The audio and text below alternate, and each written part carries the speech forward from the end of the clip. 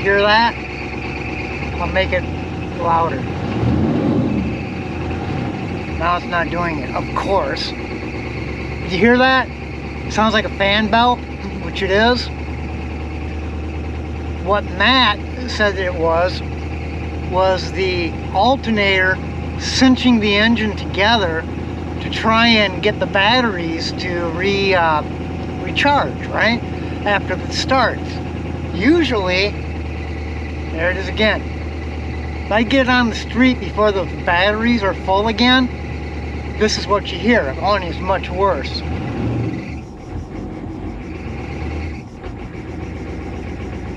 So I watch my battery gauge, and as soon as it gets full, I can take off. Really doesn't have a whole lot to do with how warm the engine is or anything, because I can turn my headlights on at night, go a few blocks, all of a sudden you hear whee, turn on my fan for the heater. Whee. So my question to you guys is this a battery issue? I have 2 batteries. One is new. This one's old. I really should change it, but I'll test it and stuff. How many volts should I be putting out of my alternator to get these batteries charged up? Because they're not even anywhere near charged up yet. And they're drained just from the glow plugs. You know, and it'll, like right now, if I idle, it'll start to charge up. Nice, slow, but pretty steady. I put on some fuel, hit the accelerator, and even sometimes I'll see it kind of drain a little. Kind of loping a little.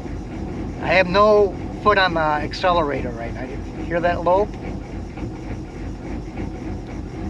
It definitely goes away once the engine's warmed up. Because if I give it a little bit of diesel, the loping stops. What might that be? Right now I'm heading on to an auto parts store. I don't know if I should name it or not. Advanced. They have what I need according to their website. It's an exact fit. If you remember from a day ago when I talked with Daniel from JustAnswers.com, he pointed me to this what he called a temperature sensor that's plugged into the radiator. It's screwed into the radiator, and it's just one wire. And that's what I'm getting at Advanced Auto here. Okay, I've heard it, I've seen it in the 6.2 liter diesel manual. They call it 2 different things. One, they call it a switch, temperature switch. And somewhere further down the coolant system, they call it a probe. Advanced Auto calls it a temperature sensor and a switch.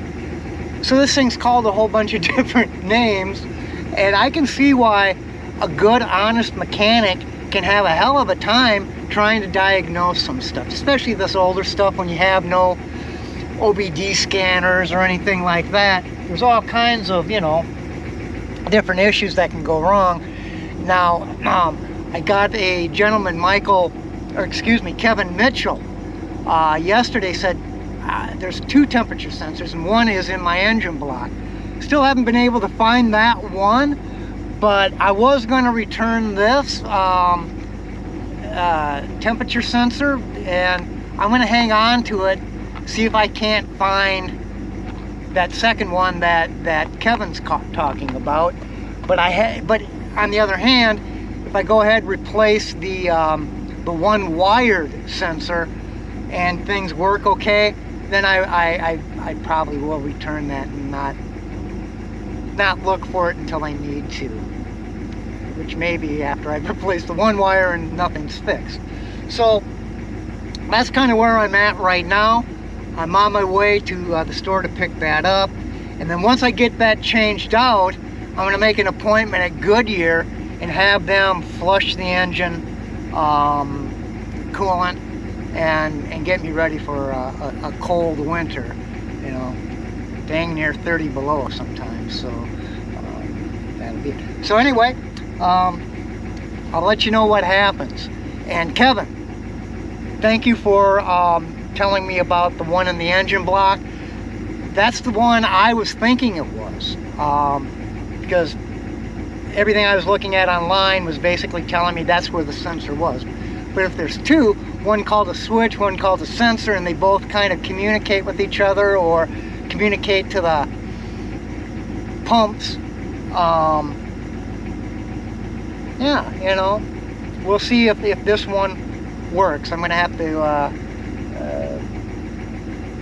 take something out. It looks like it's going to be a pretty easy thing, even I can do. And I'll probably splice that one wire back because it's frayed in there, and that's why he taped it up. It wasn't cut, but it is frayed. So I'm on my way. Talk to you in a bit.